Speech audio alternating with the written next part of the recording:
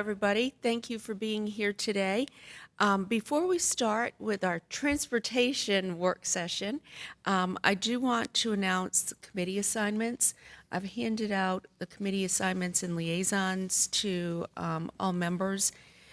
Serving on the Safe, Vibrant, and Healthy Neighborhoods Committee, I will chair with Stormy Fort as vice chair, Megan Patton as member, and Christina Jones. Growth and Natural Resources, Jane Harrison will chair with Corey Branch, Megan Patton, Mary Black.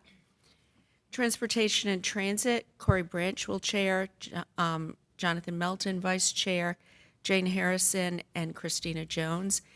And Economic Development and Innovation, Jonathan Melton will chair. I will serve as vice chair. Stormy Fort and Mary Black will also join that committee. I've also handed out the committee and board liaison assignments. I'm not going to read all of those, but I do want to mention a couple of particular items. So Campo, Councilmember Branch will now be the liaison, and I will serve as the backup. Hillsborough Street Services Corporation, Councilmember Harrison will be that liaison. Triangle Council J, Jane Harrison will also do. The Blue Ridge Corridor Alliance, Christina Jones. Downtown Raleigh Alliance, I will be taking that on. And the League of Municipalities, Jonathan Melton will be the lead with Councilmember Fort as the backup. Our task force on homelessness, which I previously announced, Councilmember Fort will chair that as well. So I do have two committees that do not have liaisons. One is the Appearance Commission, and the other is Sister Cities. So if anybody would like to volunteer, please see me after the meeting. Mayor, I actually think you have Sister Cities listed here twice, and you have Councilmember Patton next to it on the first one.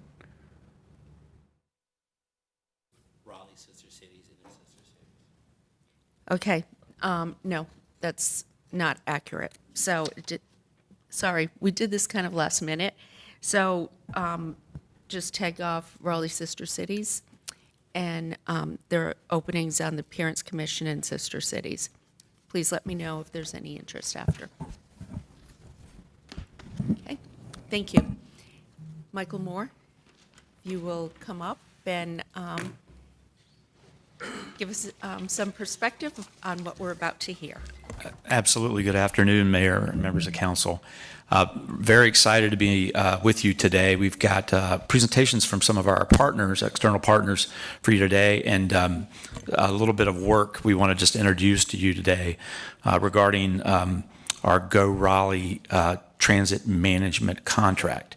But we're going to start with a couple of very transformative projects that you may or may not have heard about. Part of the reason we wanted to be with you today was to share a little bit of information for you to have an opportunity to ask some questions. So we're going to start today to talk about the S-Line. S-Line is an existing rail line that runs from here, the corridor, I should say, runs from Raleigh north to Petersburg, or Richmond, Virginia, and then south to Sanford. Doesn't have track on every little bit of it, but does have the opportunity for us to do some pretty amazing things with our partners at the North Carolina Rail Division. So we're going to start today with Jason Ortner. Jason is the director of the North Carolina Department of Transportation Rail Division. He's going to share with us kind of the plans and the status of that project today. We're also joined by Julie White. Julie this is a mouthful, as she said, and she's correct, the Deputy Secretary for Multimodal Transportation with North Carolina Department of Transportation. So when Jason is done, we're also going to follow up with that with a presentation on the status of the Greater Triangle Commuter Rail Study. Our partners at Go Triangle are working on that project. They're the lead sponsors. Chuck Latuka will lead us in that discussion, and he's joined today by Catherine Eggleston. And then we're going to wrap last, again, with that discussion about our transit management contract. And Dave Eatman and Dave Walker will be before you then. So I'd like to ask Jason to come forward and just to walk us through the status of the project for S-Line. And again, it says Transportational Rail Corridor and is every bit of that. So thank you.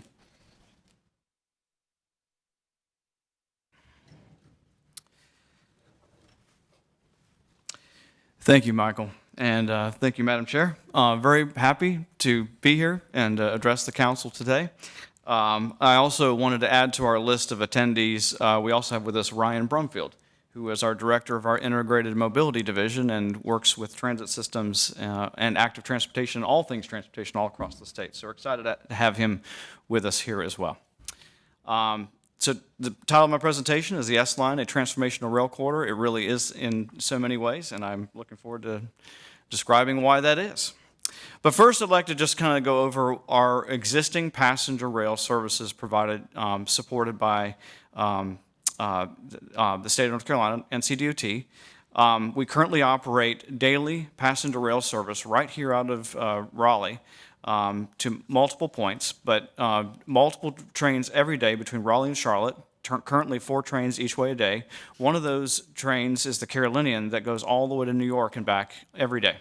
It's one of the most successful services, state-supported services in the country, and we've had literally record-breaking ridership in the last few months. In September, October, and November, all those have been record-breaking months for us in the 32-year history of our program. So we're very excited about that, and it shows a real window to what we think is going to happen in the future with use of the train as an essential mode of transportation. Next year, we'll be adding another train between Raleigh and Charlotte to give more citizens here in Raleigh the opportunity to travel back and forth and meet all their transportation needs between those points. And hopefully by 2026, we're working with the city of Charlotte on a project that will really make an awesome endpoint to that end of the railroad, just like City of Raleigh enjoys with Raleigh Union Station, which is one of the best in the country. We're very proud of that station here. So very excited about the services we have today. But we have a future that we're looking forward to as well. One in which passenger rail doesn't just operate just Raleigh to Charlotte or Raleigh to New York and back, but we have services from here radiating out of Raleigh to places all across our state. As far west as Asheville, as far east and south as Wilmington and Morehead City, and all kinds of places in between. And so we've heard interest from all these different communities all across our state who really want to get connected with a non-vehicle mode of transportation and find better ways to get between our urban centers and our rural communities in a fast, efficient, and very productive way. Rail transportation allows you to do all the things that you'd want to do instead of staring out the windshield. What I will say is to make this system successful, we have a single project, which is the topic of my presentation today. That is the S-Line that will provide the core network that will feed, that will connect North Carolina, Raleigh, and this entire region to the rest of the Southeast and the Northeast as well. And that is the S-Line. We call it the gateway to the Southeast, or the missing link in the Southeast rail network. And that is, it's circled there on that map that you can see there on the screen. It is a corridor that connects southern or central Virginia into Raleigh. And really what this corridor does is it provides that capacity, that high efficiency link that's missing in the network today, which is dominated by high volume freight networks where it's freight lines which are difficult to add passenger trains to. It has a long history. It goes back to 1992, where the U.S. DOT actually designated the Southeast Corridor as one of several corridors around the nation as focus of development. We actually began the NEPA process in the late 90s and finished the first tier of NEPA studies for the whole 162 miles, or really the whole Washington to Charlotte corridor, under a Tier 1 record of decision with FRA. We immediately followed on the heels of that with a Tier 2 study, which was a very detailed environmental analysis required by the federal government when we were trying to clear a transportation project. We did that for the whole Raleigh to Richmond segment, and received that record of decision in 2017. That's unique because that means this corridor is one of the few around the country that is environmentally cleared to enter into right-of-way acquisition, construction, and then operation. We followed that successful record of decision with a 2020 request and receipt of a $48 million CRISI grant that would allow us to purchase the corridor from CSX Transportation. And then we worked to transit-oriented development, working with the communities all up and down the corridor. We won a $900,000 FTA transit-oriented development grant that allowed us to start really working with every community, including Raleigh, all up and down the line to see how this new line would mesh with the development efforts in each of the communities along the line. And then in 2022, we applied and won a $58 million grant through through FRA's CRISI program to advance the project into final survey and preliminary engineering. That means turning it from the theoretical into actual stakes in the ground and starting to look at exactly how the project will be designed. And we're underway with that right now. And then if that wasn't enough, we followed up with another grant in 2022, a $3.4 million RAISE grant that would study the mobility hubs in 7 communities up and down the line as they consider how they will connect with the rail system. This map here shows you just the impact of a corridor like this on the region. We have significant population density in North Carolina and Virginia and the D.C. area that is not well connected by a line that connects the two of them. Over 10 million in Washington, D.C., larger D.C. area. Another 1.3 and 1.9 million in the Tidewater and Richmond area, and then over 6 million here in North Carolina that are missing a high-capacity rail connection to connect us to the rest of the network. And that whole series of regions is about 20 million people. We expect that to grow to 25 million by 2040, with a lot of that growth happening right here in North Carolina. So we're looking for something that really solves the mobility issue and gets folks efficiently between our different communities here. The line that we're proposing, the S line, will save over an hour in travel time, and in some cases much more than that between North Carolina and Virginia, because we're talking about a new high-speed, mostly dedicated passenger rail network that will operate in a modern fashion. It'll serve as the backbone of a regional multimodal network that includes commuter rail, transit, and active transportation, in addition to the intercity rail that will be the primary initial operator on the line. It's critical to further expanding the North Carolina passenger rail system, as I mentioned in my previous slide. It provides freight network resiliency. It provides another leg in the stool of how we move freight as well. If we've got disruptions on those freight networks, the freight trains can operate over the corridor as well. It provides the environmental benefits of rail, the efficiency, and everything that goes along with that, and expands the service, passenger rail service, to more disadvantaged and underserved regions throughout our state. This graph shows you the systems that are currently operating in North Carolina and Virginia. We have high density, high capacity service between Raleigh and Charlotte, and the same exists in the central part of Virginia, from basically the Petersburg, Richmond area up to D.C. What's missing, as I mentioned before, is that high-capacity network connection between those two systems that the S-line will allow us to really provide this a great and efficient level of service. And so that's what we're really looking at, is a corridor that is very much like an interstate, but on a rail network that will serve lots of different services, but will provide that important connection for the entire Southeast. As we look at developing the service over the corridor, this map here shows you the route of the current Carolinian, which actually makes a dip down to Selma and then goes up through sort of the eastern North Carolina into Virginia. That route is much longer and it's much more circuitous than the S-line that we're proposing, to build. And so this is what we're looking at targeting for 2030. Again, I mentioned that we've got the environmental clearance for the project, and so we're looking at a very aggressive schedule that, depending upon the federal funding, which I'll talk about in the next few slides, will allow us to build this project under an expedited fashion. We have many activities underway with this Richmond to Raleigh project. As I mentioned, we have the corridor acquisition underway with the acquisition from CSX of the primary corridor.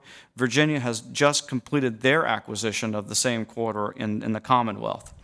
We're working with Amtrak and our other partners in Virginia on service development, seeing how, looking at schedules for trains and how we can connect to services that operate all the way from DC to Boston, all the way to Charlotte.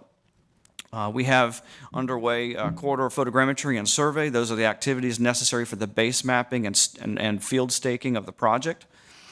We have broad community engagement ongoing through our transit-oriented development and mobility hub activities. And then we've got, we won the CRISI grant, which allows us to do the 30% engineering. That's 162 miles of railroad design and 82 miles of road design. This is a significant project, a large project.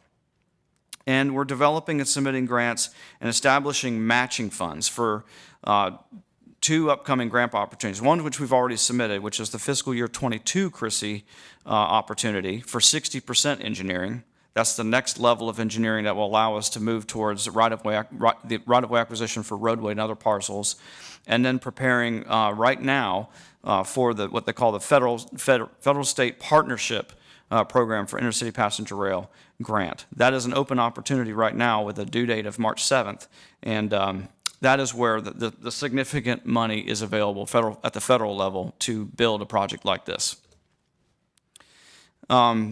I am an engineer, so I have to say a couple things about how this project is technologically advanced. We're talking about a 110-mile-an-hour railroad, possibly greater than that in places, which is how we're going to gain the speed, both by shortening the distance and also by improving the speed. We're talking about a fully grade-separated corridor. In other words, there won't be grade crossings. It will be free of crossings, which improves safety and also the reliability of the system. Concrete ties, which have a much smoother ride quality, high-speed switches, high-level platforms like we enjoy at City of Raleigh, at the Raleigh Union Station project. Freight bypass tracks to allow freight trains to get around the passenger tracks at stations. Positive train control, which is an advanced train control system that ensures that trains remain separate from each other and have collision avoidance, and advanced signal systems. A little bit about Raleigh Union Station. With the S-Line project, which is north-south oriented, we'll be looking at adding a platform at Raleigh Union Station and really doubling the capacity for trains at that location. A new S-Line platform and concourse will extend out of the north side of the building. Exactly how it's going to be done is still to be developed, but that is going to be a component of this project. One of the aspects of doing this project is it will improve the capacity of the existing east-west platform for use for future commuter rail as well, because some of the trains that currently use that platform will move over to the S-Line platform and allow for that project to use the existing platform. We have projects underway right now under the State Transportation Improvement Program.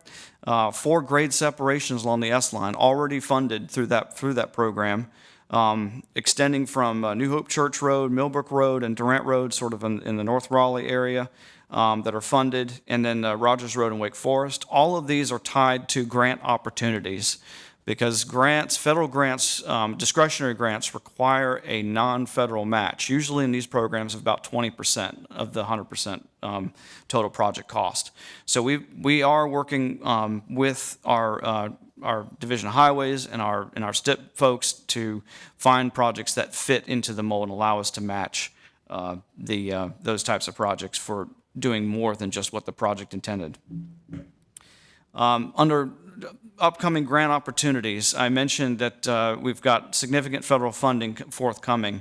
The current opportunity that's on the street right now under a federal notice of funding opportunities for $2.3 billion nationally for projects just like this to compete, that will add capacity and start to build out a new network of passenger rail.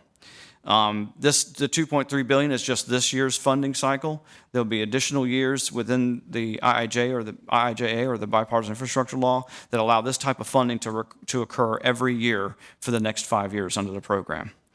We're going to be pursuing grant funding for right-of-way final design and construction, and we're going to be doing it on a phased implementation, kind of like you would with a highway project. It's hard to build it all at one point, so you're going to submit it under phases. Well, the first phase that we're looking at is Raleigh to Wake Forest, because that gives us an initial link that will allow us to extend existing intercity passenger services to the north. The grant funding that we're looking at for the match on this project will be, again, the STIP, and we'll be looking at local and partner funding as well. We have been working with city staff here in Raleigh on some opportunities to possibly use city or to lean into some city property that might be along the line that was already cleared under the record of decision to help us advance and bring the match necessary for the federal grant. So those conversations are continuing. Again, the application is due March 7th, 2023. So with the holidays in there, it's going to be a very aggressive schedule for us to get that document together. So our next steps are to prepare and submit grant applications. We've now been doing this for multiple years as these discretionary grants have become available. Rail is different than highway because there's not formula funding that's just doled out to the states in these programs. You have to compete and win for these projects. The good thing about North Carolina is we do really well at competing and winning, and that's because we've got great projects.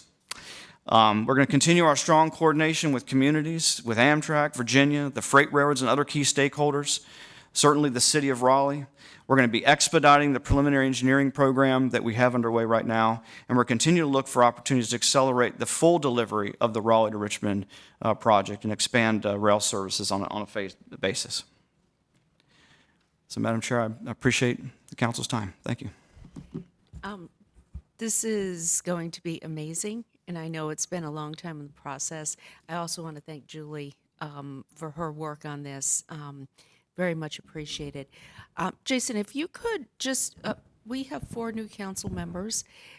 Could you talk a little bit about the current service that we deliver and what times those trains come in and out and whatnot?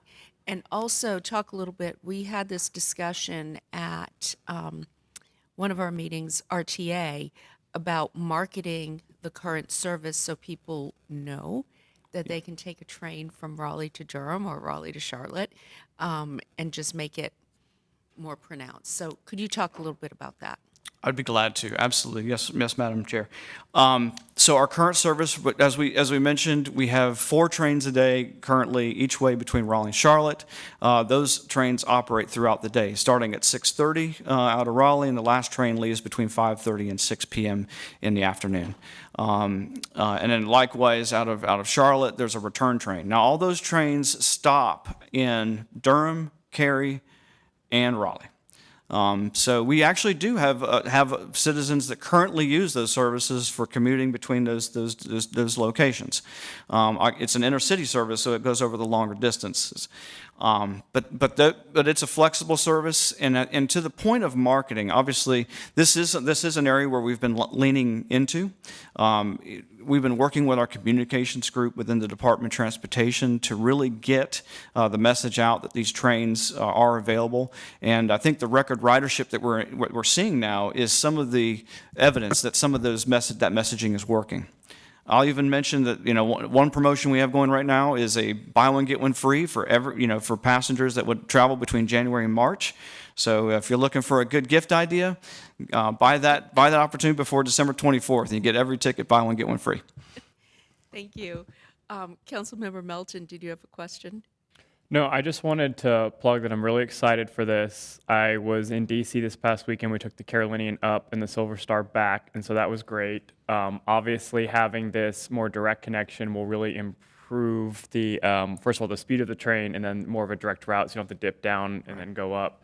But I also think, I'm glad that the mayor asked about the current service, because I think we're all really excited for the future service. But currently, we do have service between a lot of places you may want to go in the Triangle and beyond. And just for Durham, I'll plug, it's $14 round trip in coach, which is less expensive than certainly less expensive than an Uber, than gas, than trying to find parking. You don't have to worry about traffic.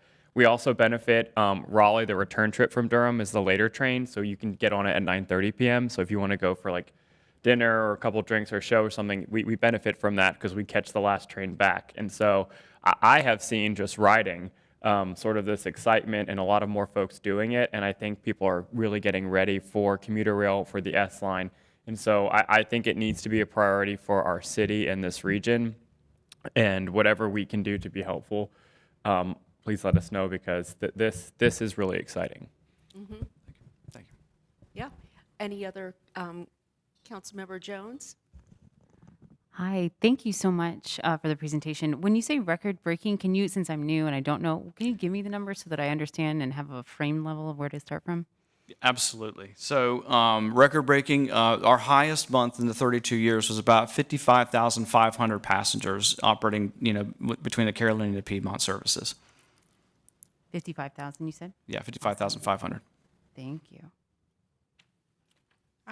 Any other questions? Yes, I'm also new. So my question is also about ridership. So it's going to cut the time from Raleigh to Richmond. Do you know about how much and like where the ridership is right now for like those numbers? So what I can say is more than half of our ridership is on the Carolinian, which operates over that longer distances. And during one of the sort of the canary in the coal mine, if you will, of this is that during the pandemic, that train was incredibly popular and exceeded, and was still a very strong ridership. Of course, it's breaking ridership records now. With that trip right now takes about over 3.5 hours to get just from Raleigh to Richmond. We'll be reducing that to about under 2.5. Nice. City center to city center. And the other key component of it is that it's on a system that has better control. In other words, it's not operating over the freight network, so you'll have more reliability in the system. Plus, there won't be grade crossings, so that you'll be free of those types of incidents as well. Cool, that sounds great. So the second question I had was just about land acquisition. So what would that look like within city limits? And are you like already utilizing lines that are active? Are you like acquiring the land, then building the rail, and then running it? Like, I was a little confused about that process, and I just was curious. Absolutely. So, just like in most transportation projects, we're at a point right now where we are looking at both the highway and the rail requirements for additional property acquisition. We're actually utilizing an existing line.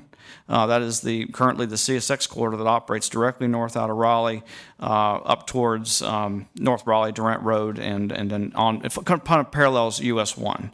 The corridor was originally laid out in 1834, so it has a lot. So some of the geometry of that corridor is old and substandard, and we're trying to raise it so we can get the higher speeds. So in those locations, we do have some curve realignments. We're going to need to acquire some additional property, and of course for the roadways, we're acquiring some property for the roadways as well to make sure that they go above or below the track.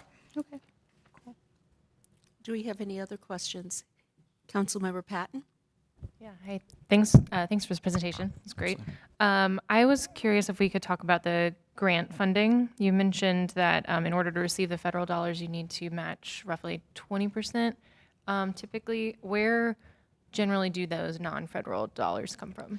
Right. So from the state side, we typically work with projects that are transportation projects that are currently in the state transportation improvement program.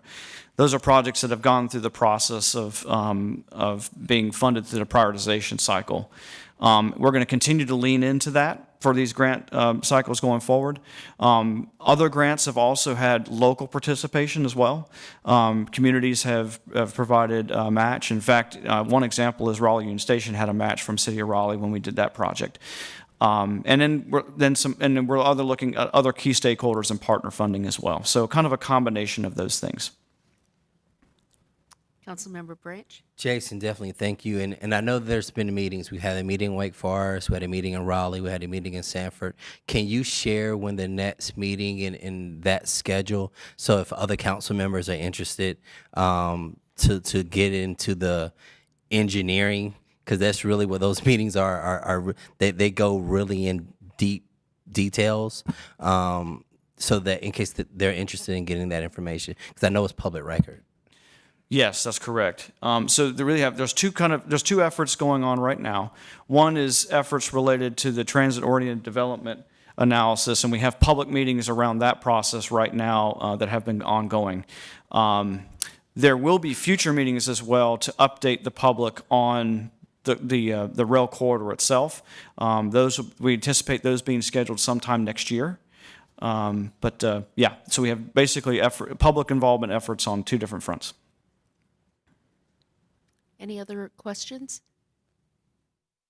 Okay, Jason, thank you so much. Really appreciate you being here today. Michael, do you have any additional comments that you would like to add?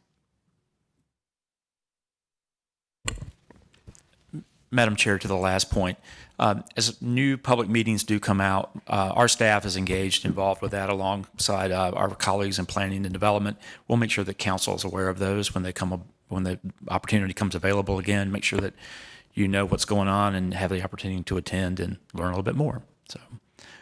So. Excellent, thank you. Yeah, so with that, I'd like to introduce Chuck Latuka. Chuck is President and CEO of Go Triangle, and he's going to share with us kind of where we are today with the Greater Triangle Commuter Rail Study. So, Chuck, turn it over to you. Thank you. Good afternoon. Congratulations to all the new council members. Glad to meet you. This is our first time in front of the city council here in a while, I think. So we're glad to be here to give you an update on what's going on with the commuter rail feasibility study. It's been going on for about 3 years, and we have some good results here and information that we developed over those 3 years to share with the council here and other folks. Just a brief word about our study partners. Study partners are many. North Carolina Railroad, of course, DOT has been a great partner to us, the City of Durham, the MPOs, the counties, Raleigh. So everybody is on this list here is either a direct partner, we meet monthly, and some of the institutional stakeholders like Duke, NC State, NC Central, Triangle J, we meet with periodically also. So we've been working with a lot of folks and to get this done, and it's been a lot of work, and we're happy to share that with you.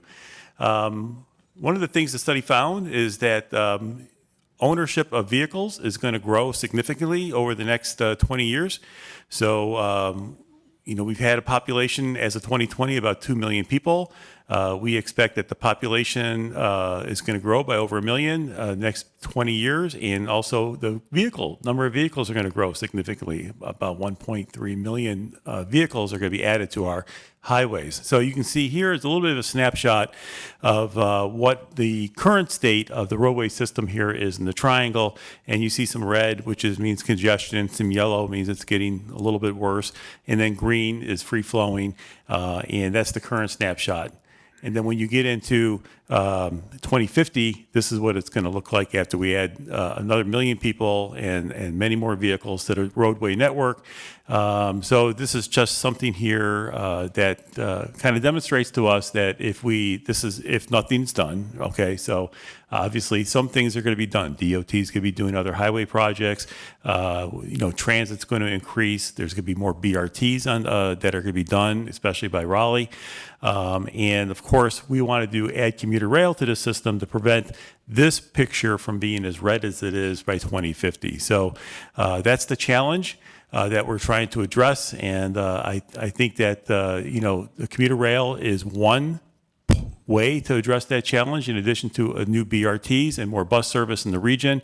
We need to try to build a transportation system that will help us meet this challenge. Job growth is also going to be very well defined in our study. The green squiggly line, that's the rail corridor. That's the North Carolina rail corridor where we're going to build the commuter rail. That's if we build the entire project from West Durham to Clayton. The green line represents 1 mile either side of that rail corridor. So you can see how the job growth with each dot representing 50 jobs. And it's going to be significant. More than 800,000 jobs by 2050. 350,000 of those new jobs will be located within the rail corridor, within 1 mile of the rail corridor. So I think we are blessed with a transportation asset, the North Carolina Railroad, and using this opportunity to see what we can do to maximize that asset for transit purposes, I think it's the right decision and the right area to focus on. And you can see by this job growth that definitely covers quite a bit of the growth. We have a couple of other breakouts here by Durham County and Wake County, and a lot of this growth here you can see is between Durham, especially between RTP and Raleigh. So at this point, I'm going to turn it over to Catherine Eggleston, Chief of Development for Go Triangle, and she's going to cover some of the remaining slides. Thank you. Thanks, Chuck. I'm going to get into some of the more detailed findings of the feasibility study. On this slide, you see just a graphic depiction of the ridership. This is a somewhat unique corridor in that when we normally think about commuter rail, you might think about bringing travelers from suburbs into a city center. Obviously, here in Raleigh, that's the case. We'd be bringing people to downtown Raleigh for work. But with a region like ours, there's a lot of job centers, not just in downtown Raleigh, but also RTP, also in Durham. So what you see on this graph is that there's ridership throughout the corridor. One of the primary goals of this phase of the feasibility study was to identify what would it take to build out commuter service in this corridor. How much infrastructure would be required to support the service? What additional tracks would be needed? And how much would that cost? So our current estimates for what it would cost to build the full project, as Chuck described, is around $3 billion, and that's significantly more. That's about 50% more than what had been identified in previous phases of study. Part of that is due to increased infrastructure that this study identified would be needed.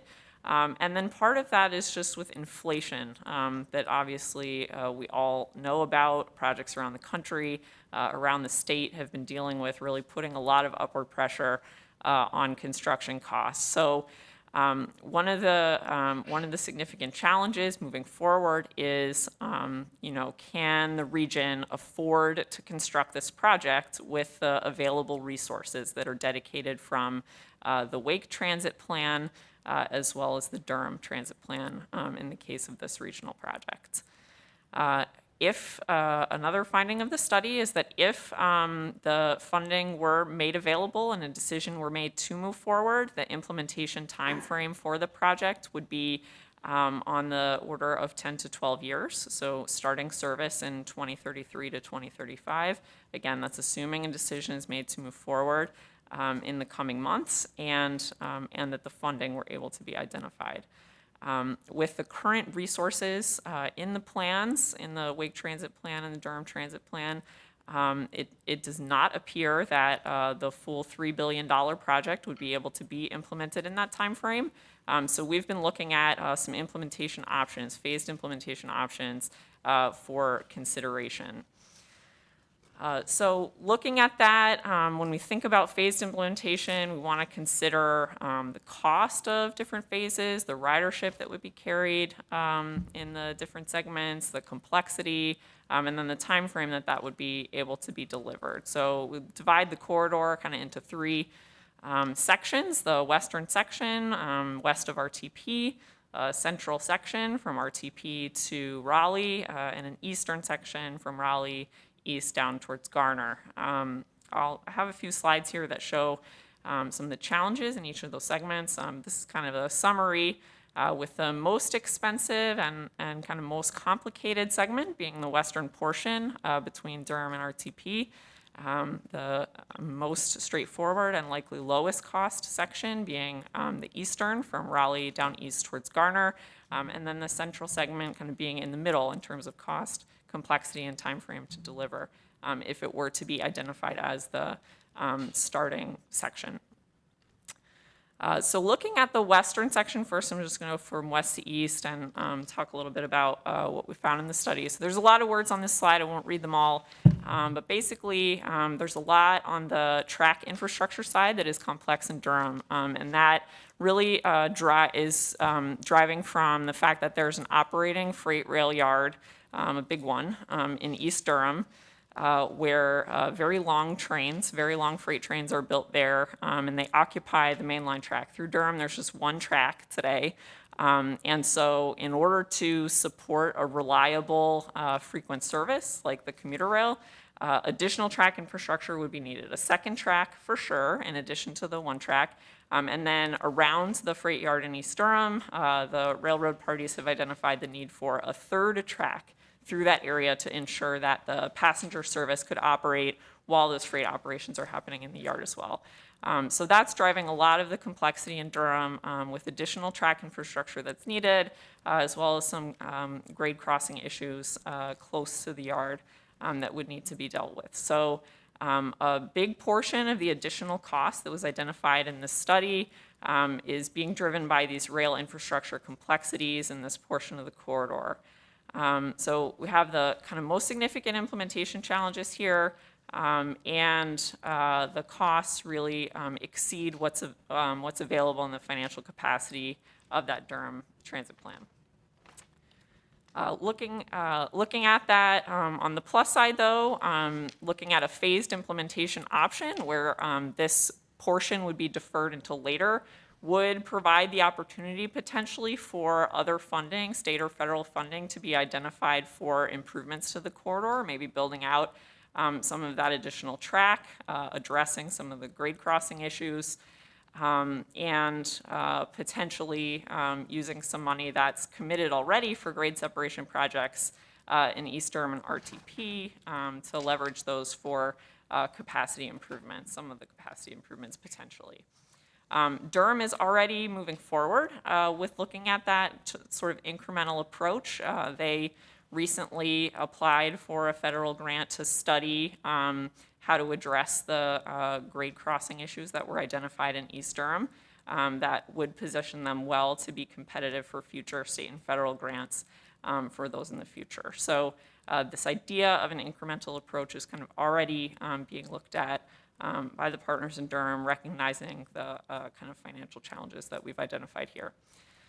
Looking at the central portion of the corridor, the issues here are primarily related to coordination. There's a lot going on in this central segment. You heard about a little bit of this in Jason's presentation earlier. Between Cary and Raleigh, there's multiple railroad parties operating, 2 different freight railroads that operate in that corridor, both Norfolk Southern and CSX. There's also a number of other projects that are already scheduled and have a little bit of uncertainty on when they would happen. One is the Cary Amtrak station. As you all may be aware, town of Cary is looking at moving their Amtrak station from where it is today, east of Harrison Avenue, to west of Harrison Avenue. Timing of that project would need to be figured out relative to construction of commuter rail. Similarly, there's some grade separation projects that NCDOT has programmed in this portion of the corridor. Timing on those is a little uncertain. That would need to be figured out. And then Jason mentioned this earlier, some improvements to Raleigh Union Station, in particular the timing of that additional platform that he was talking about on the S line, freeing up capacity on the east-west platform that's out there today. That would also need to be figured out prior to being able to actually implement commuter rail. So here we've got a lot of coordination that would need to be dealt with if this segment were identified to move forward as a first phase. Again, on the plus side, there's obviously complexity with that, but we do believe that implementing this portion could be afforded within the next 10 years with a combination of local funding from the Wake Transit Plan and federal loans. Uncertainty with the timing of these agreements and timing of those other projects I mentioned could increase the cost or cause some extension of that schedule, but we do feel we have a good understanding of that given the partnership that we've had working with NCDOT and the railroad parties in this phase. Lastly, down to the east, as I mentioned earlier, this piece is really more straightforward from a coordination standpoint. Not as many trains operating in this portion.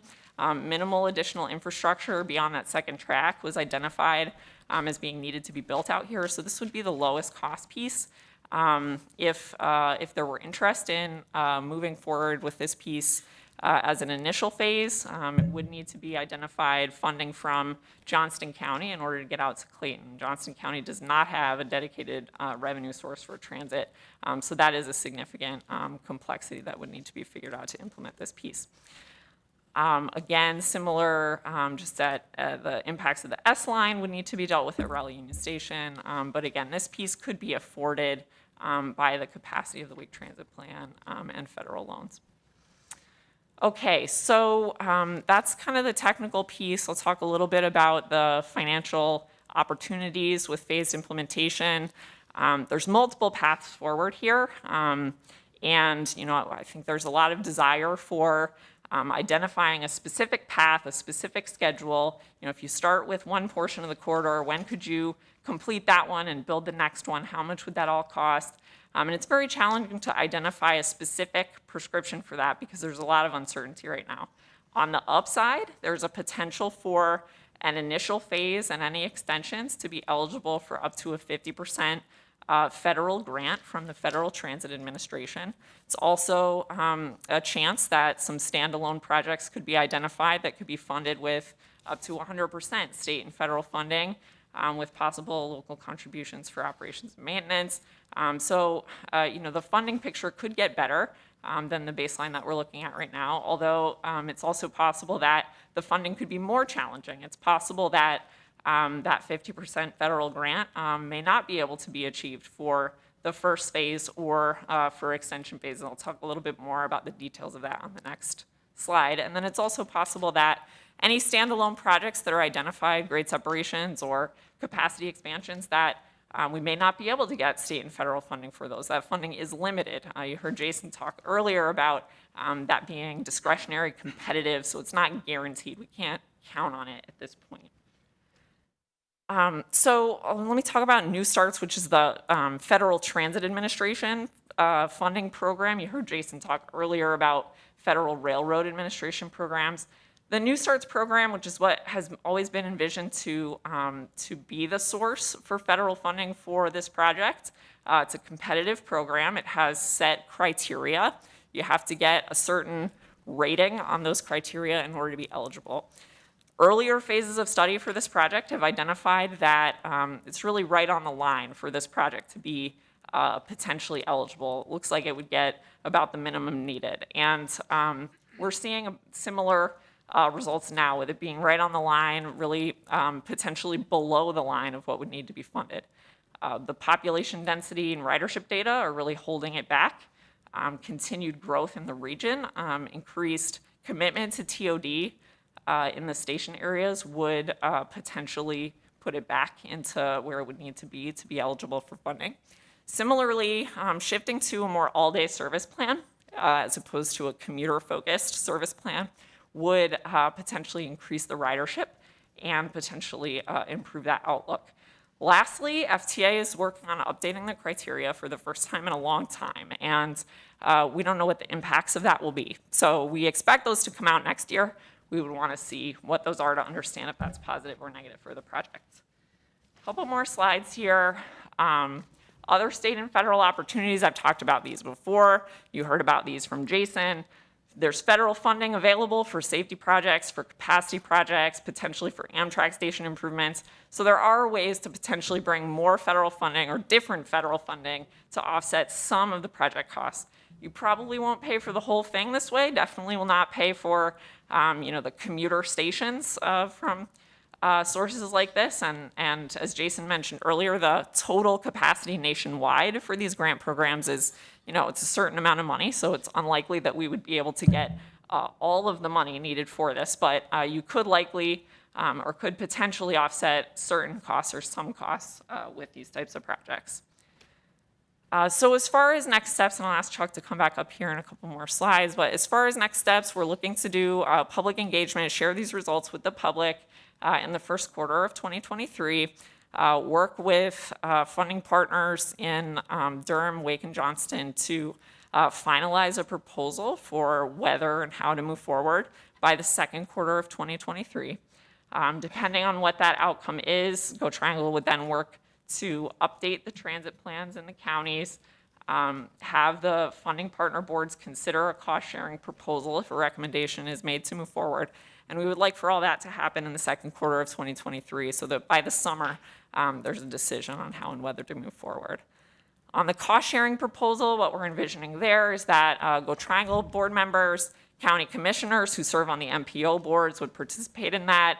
The parties that govern the transit tax are the counties, the MPOs, and Go Triangle. So those are the members we're really looking at to have that cost-sharing discussion. We'd be looking to finalize that proposal following the public comment period, and then ultimately result in a recommendation. So that recommendation we're envisioning would be voted on by the Go Triangle board. And then if adopted, would go to the other funding partner boards for adoption.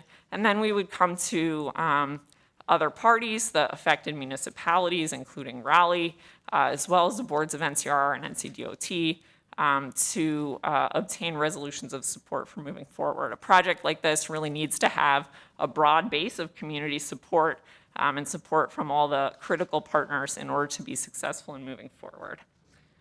So with that, I'm going to ask Chuck to come back up, and of course, we'd be happy to take your questions. I think Catherine started by saying something about, can we afford to do this? And my comment is, how can we afford not to? So while there are challenges, we've all seen we are the third fastest growing region in the country. Changes in criteria are coming. And I think it's really important for Go Triangle to build relationships with the FTA. I think that the state has done a really good job doing that with the FRA. But it's important for us, too, to be talking to our elected leaders in Washington, because that matters. Having said that, I am very familiar with all of this, so I do not have any questions. But I know that this is all probably new for all of you. So any questions that you would like to ask? Councilmember Melton. It's not a question, but Mayor, I had the same thought you did when we started with, can we afford to do this? I think we can't afford not to do it. And the piece that was really interesting for me is the areas where are affecting our rating with the population density and the land use around transit. And so I think from this table, something that we can directly control is what type of city are we trying to build? And since I've been elected, I have been pushing to build a transit-oriented, walkable, sustainable city.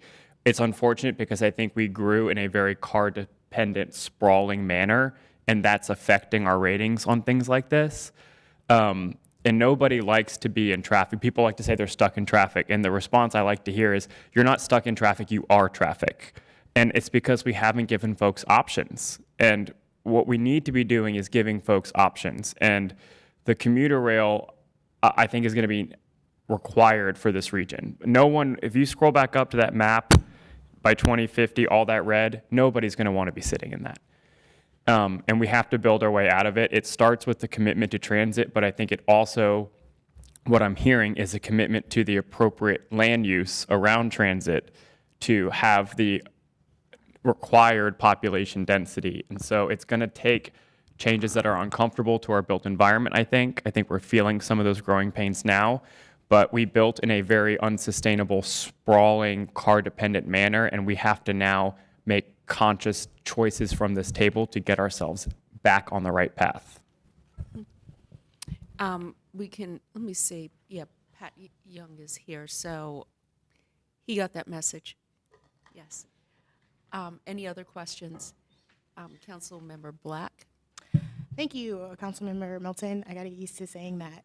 I definitely agree with the point around needing to prioritize like reducing the sprawl and building in a more transit-oriented development way, because we have built in a way that is dependent on cars. I also think we've built in a way that like doesn't necessarily uplift affordable housing. So I would love to see, as we're building density, we're prioritizing the need for affordable housing, especially along the BRTs and the commuter rail. As a part of like the idea of as we're building transportation, we're also building like a more affordable city.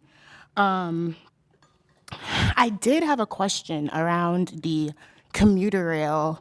Specifically, I saw that some of the things that are happening with the commuter rail could like push the the development process for this further along. So I was just wondering how the commuter rail could possibly offset some of the traffic density that they were talking about in like this slide right here that has all the red. Does like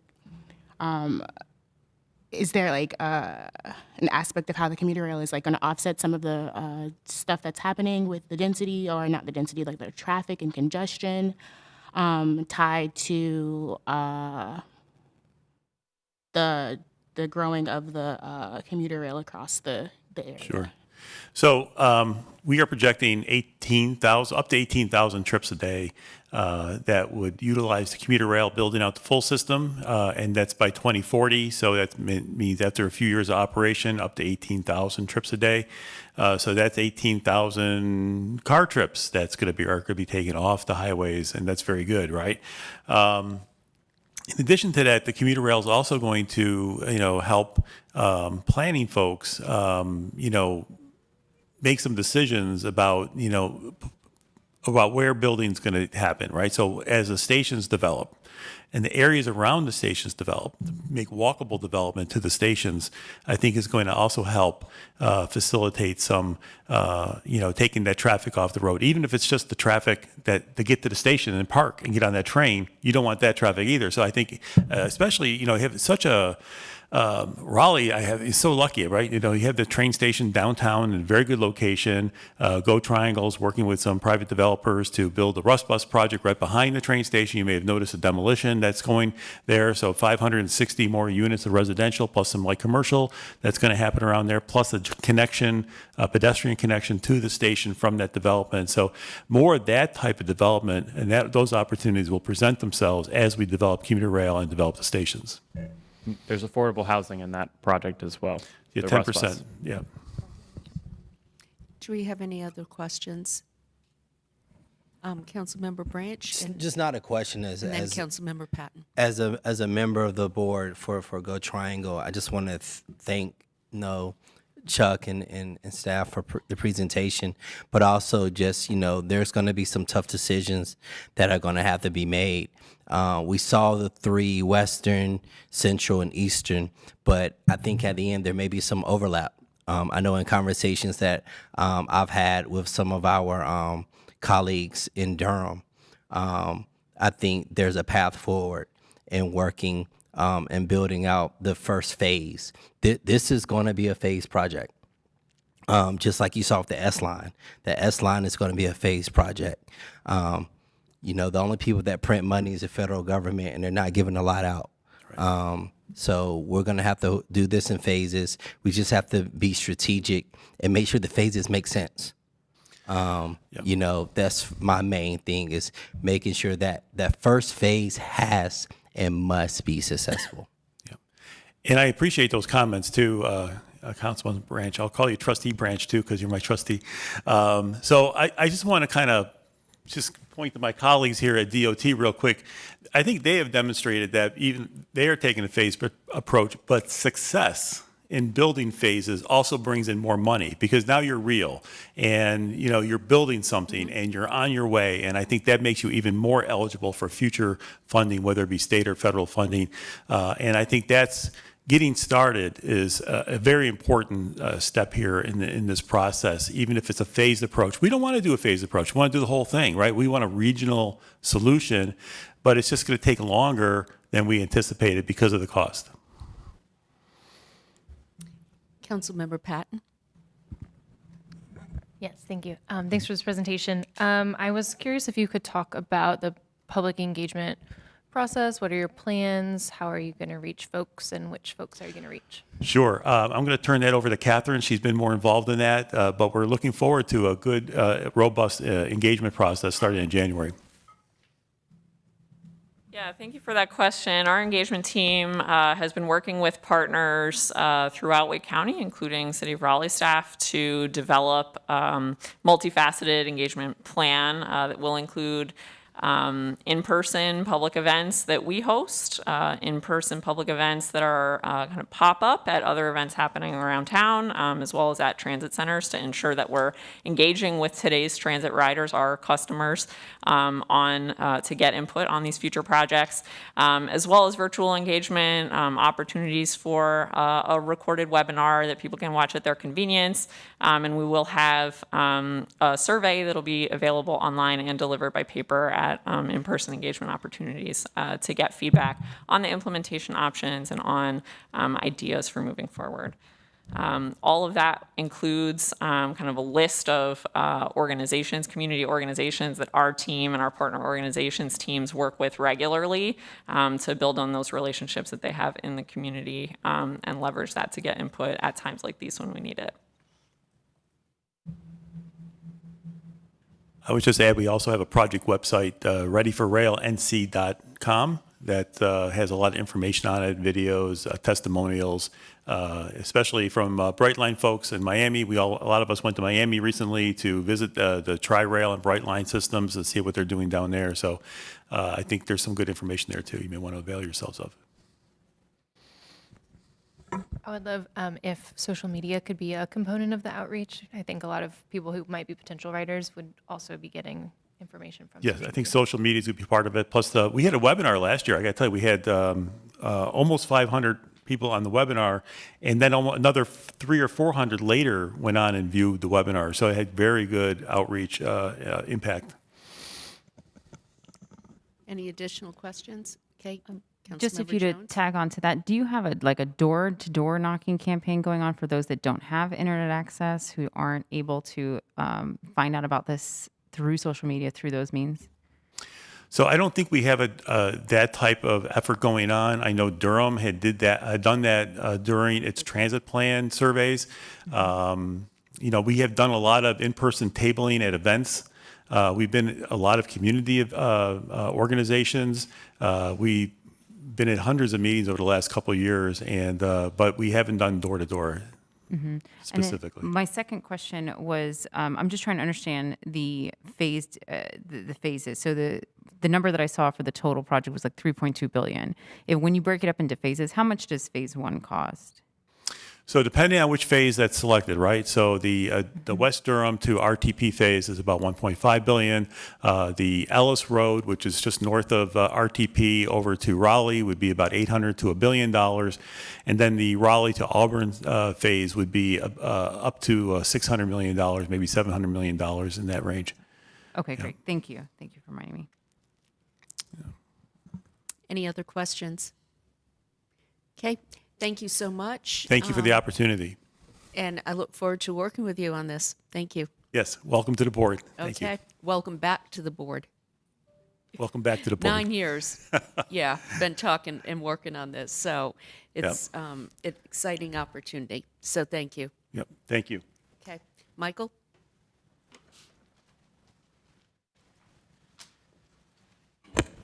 Thank you, Madam Chair.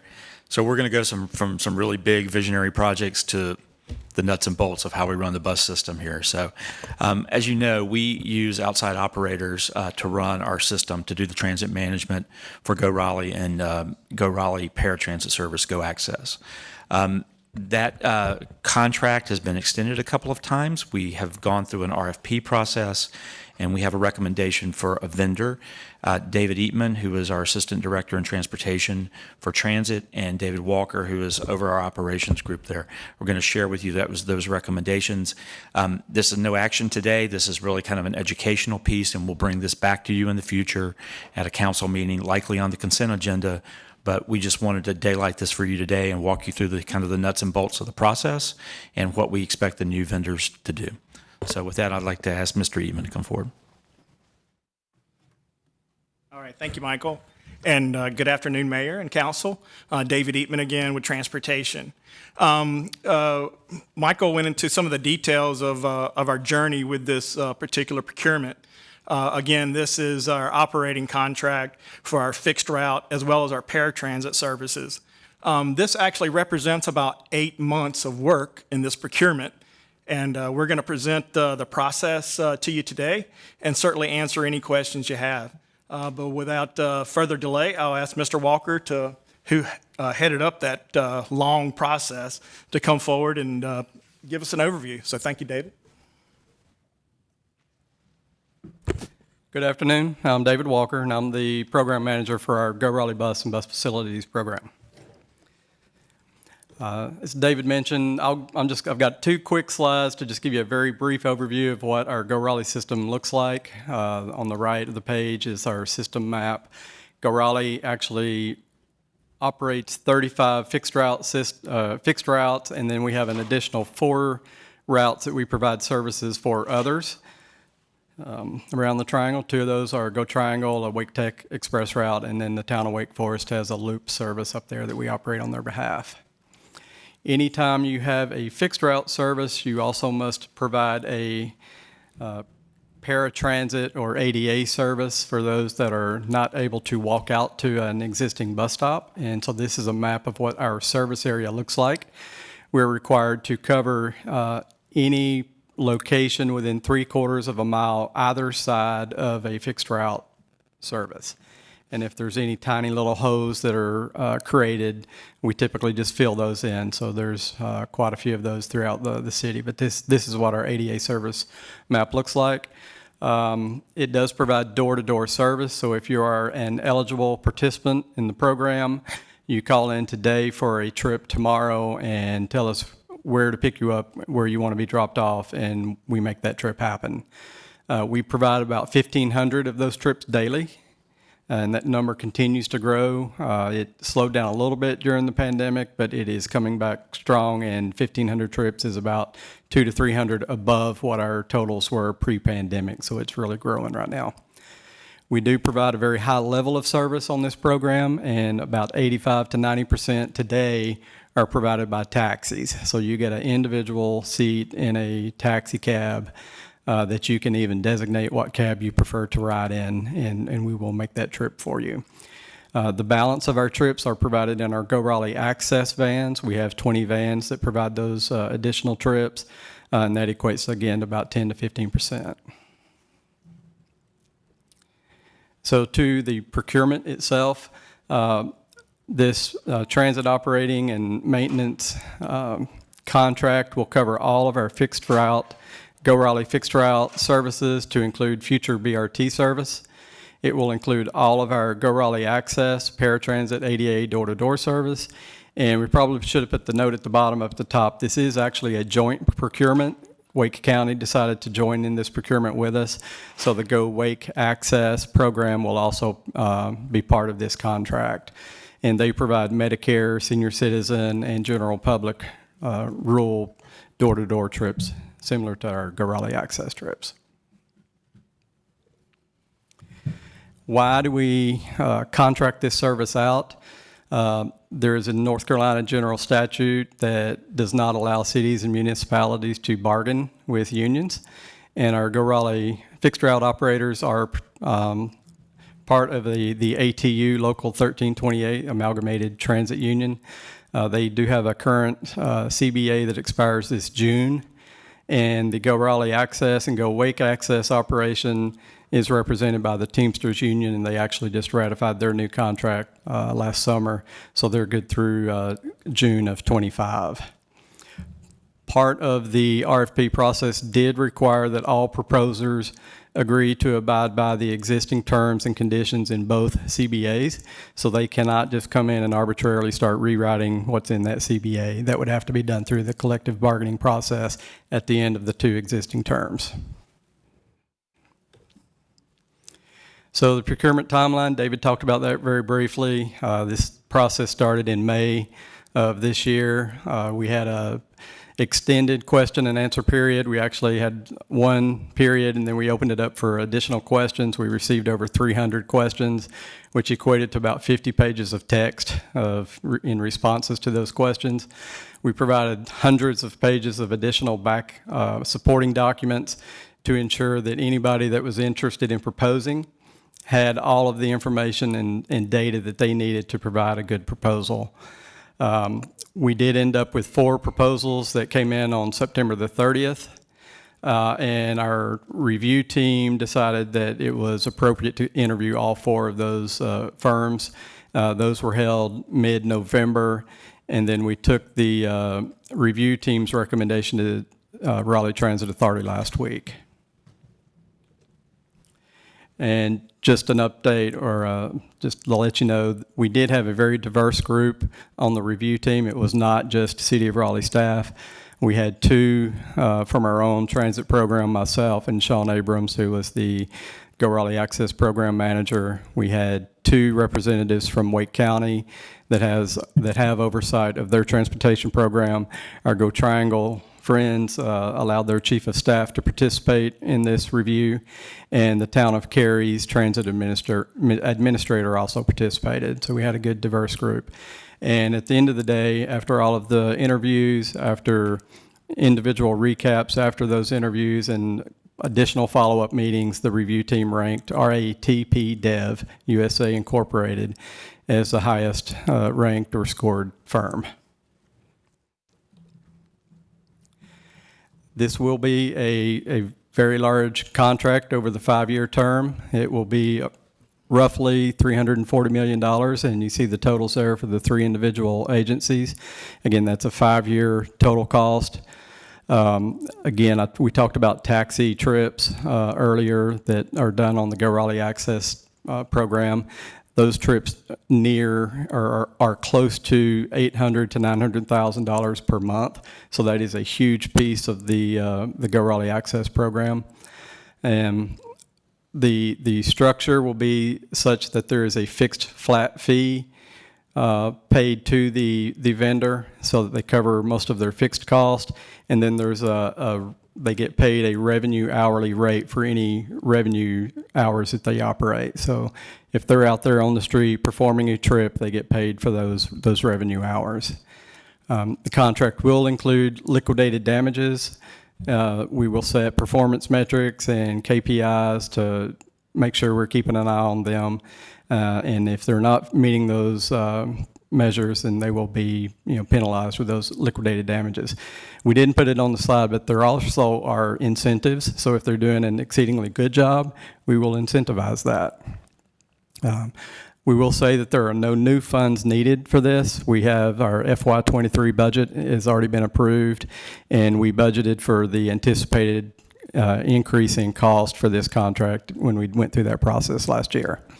So all these funds are existing and just currently being paid in different ways based on the current structure of the contract. Let's see. You may see some future agenda items that would account for adjustments in the way our funds are currently allocated because of the new contract structure, but no new monies, just having to move funds around based on the way we get things set up on the account. And all things, if things move forward on the anticipated timeline, we should have both of the services in operation before by the fourth quarter of this fiscal year. And so I mentioned that this did go to Transit Authority last Thursday on December the 8th. They did vote unanimously to move this contract recommendation, moving the approval of the operation and maintenance contract award of RATP Dev USA Incorporated, and to bring that to the City Council for your vote at a future City Council meeting. And at this point, we're anticipating bringing that on January the 3rd. So with that, we're glad to answer any questions you may have. Do we have any questions of staff? Councilmember Melton, and then Councilmember Black, were you, okay. Just if you're wanting to speak, just raise your hand so I can acknowledge you. Okay. And then, yeah.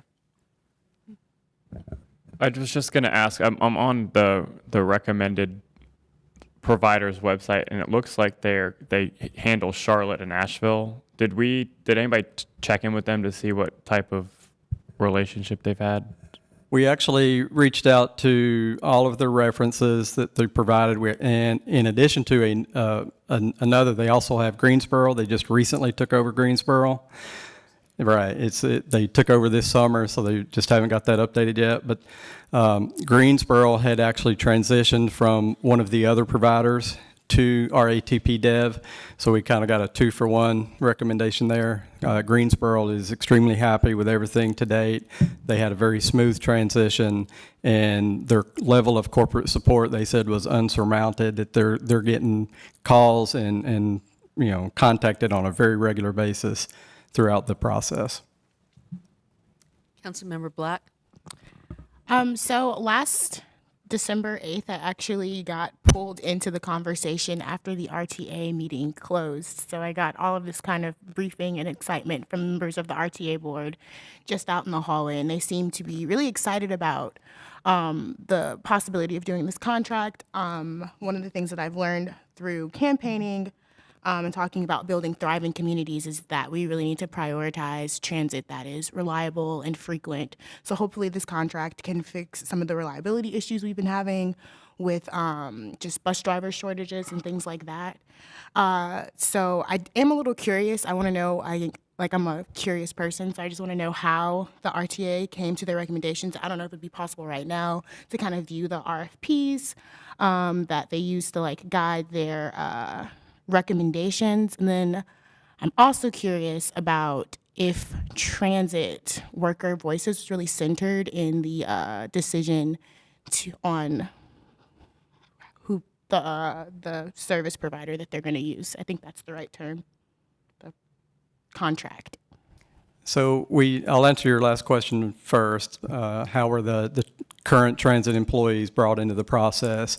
So we sent out a memo that was distributed to all employees at both programs, Fixed Route and Access, letting them know when the interviews were taking place. They were all invited to come if they would like to come. I'll say that that both unions were represented at all 4 interviews. We allowed and we asked for employees to submit questions to their union leadership, and then the union could prioritize those questions and submit them to us to ask. It wouldn't be appropriate for anybody else to speak at the interviews, but the review team members had a list of all the questions, and all of their questions were read out loud. We identified which union it was so that they knew who's, what that question, where it came from, which program had the concerns. So at the end of the day, most of the questions that were asked by the review team were questions that came from the employees themselves. So they were very involved. They were given an opportunity to voice their concerns, and the unions were there representing to listen and hear the responses of all of the proposers. And then I don't have anything, didn't take notes. What was the first question? What did the Transit Authority use to approve the final recommendation? You said they sent in, you received 4 proposals, RFPs. Mm-hmm. Can I just see them? Like, how could I see them? Where would they be? I Well, just want to see them. So procurement processes require that things remain private until you have a final contract. Oh, no. So we'll be glad to make those public at the appropriate time, but if we were to release any of those documents and something were to break down in the process, and we had to go to a second, if you've already made everybody's documents public, then the second or third company might have a competitive advantage over some of the first one did. So we can certainly make those available. The Transit Authority relied on the recommendation of the review team, and that's why we reached out to local transit professionals to make sure we had a diverse group of folks that were going to look at the proposals. They listened and participated in the interviews. We studied the resumes of all of the local management candidates that were proposed. We looked at and reviewed the references that we received, and then all of that information is what the review panel used to come to their determination and scoring on the final recommendation. Okay. Thank you for the clarification. No problem. Councilmember Patton. Yeah, I have a question about, so this is a new style of contract. Does this increase or decrease or net neutral on the cost to serve? Definitely there's an increase.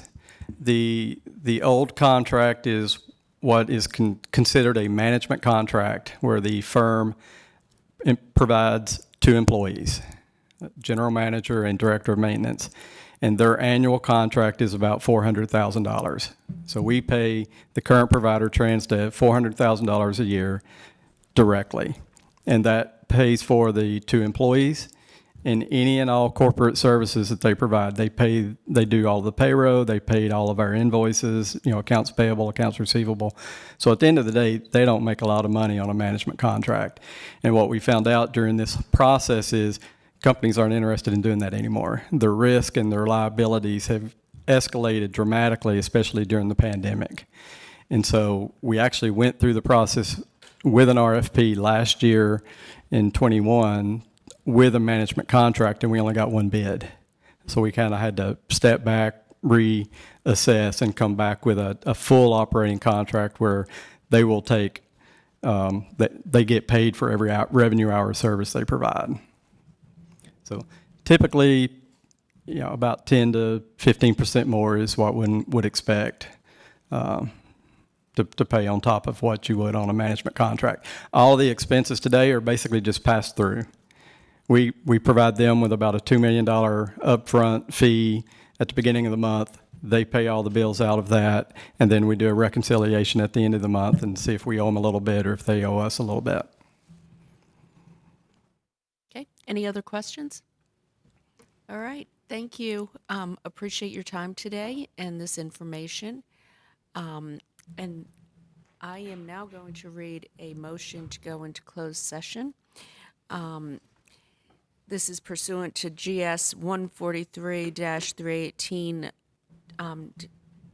11A9 to discuss and take action regarding plans to protect public safety as it relates to existing or potential terrorist activity and to receive briefings by staff members, legal counsel, or law enforcement or emergency services officials concerning actions taken or to be taken to respond to such activity. So moved. Do I have a second? Second. All in favor? Aye. Okay, anyone opposed? Okay.